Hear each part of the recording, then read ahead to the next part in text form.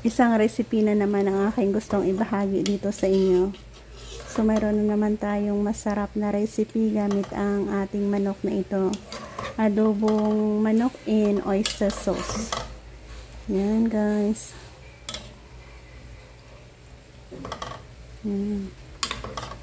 Ayan.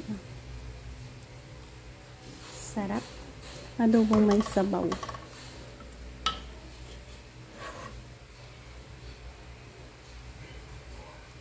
At mayroon din siyang bell pepper.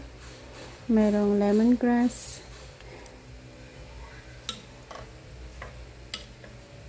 Yan. Mabango kasi pag mayroon siyang bell pepper na yan.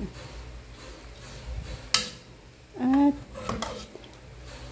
mayroon siyang sauce na pwede natin maulam. Yan.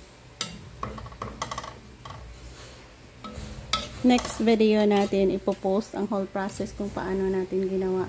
So, please do continue to follow me para makuha mo ang full recipe niya. Ito ay isang shorts video lang. Sarap.